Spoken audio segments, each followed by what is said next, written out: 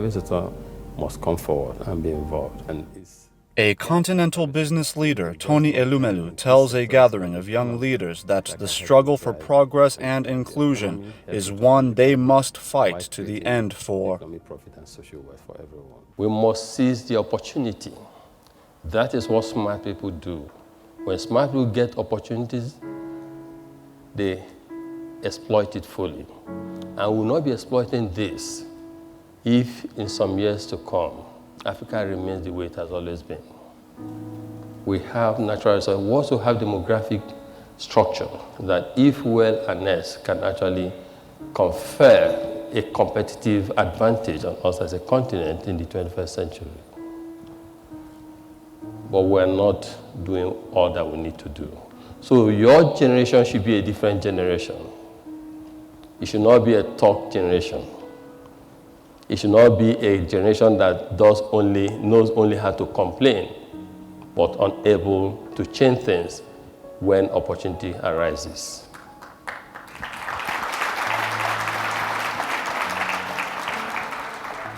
Your generation should not be a passive and docile generation.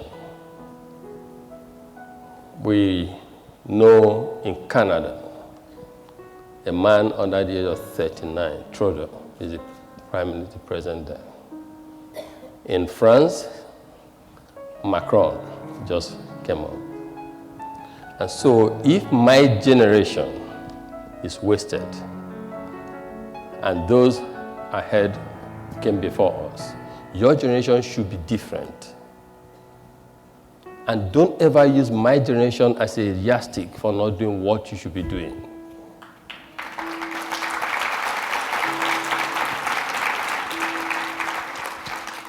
We must all realize that in the 21st century, no one but us will develop our continent.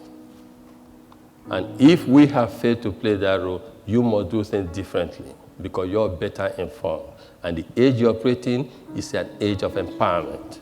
Age you have everything to make a difference. So we should stop being totally passive about how we are governed. When we were growing up, we used to think that politics was for second-class people. But we have long realized the stupidity in that line of thought. The basis supports the superstructure. And so if you have a weak foundation, the structure will not last. We remain a continent whose destiny is shaped by people we think or call second-class citizens. And I say to people, when you go to a country, and I know for a fact a country, where a madman directs the flow of traffic, it tells you that something is fundamentally wrong in that society. It tells you that everyone is beneath the IQ of that madman. Or the madman will shape everyone to operate in that fashion. And that is what this generation must be intolerant of. Otherwise, you'll not be paying good or reward to the name you're going to carry from now on, or to the US government that have thought it wise, really wise, because I am one of those who say that the age we live in today is not age of handout. Teach people how to become self-reliant and fishermen. And I believe that knowledge is one of the greatest things you can give to mankind. And gathering all of you from 49 African countries in this room, 1,000 of you, to train you about the values and principles of leadership is indeed one of the best gifts anyone can give to us as a continent. But it behooves all of us to take advantage of this unique moment and opportunity.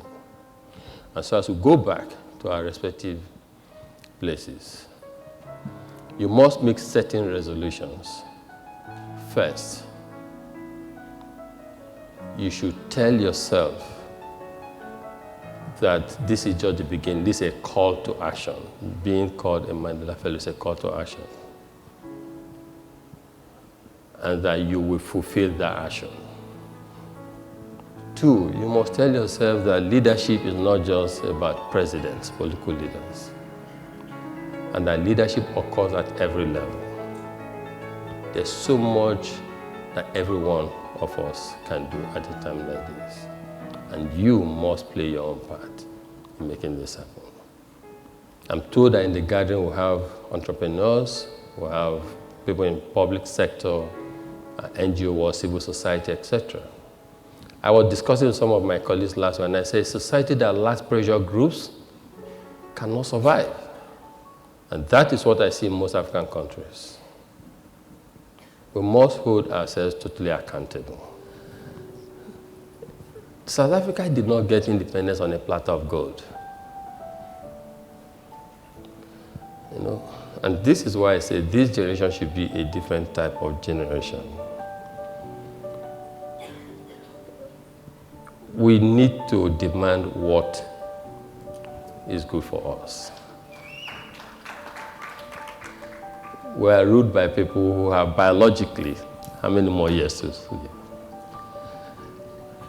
And they are going to leave challenges for you.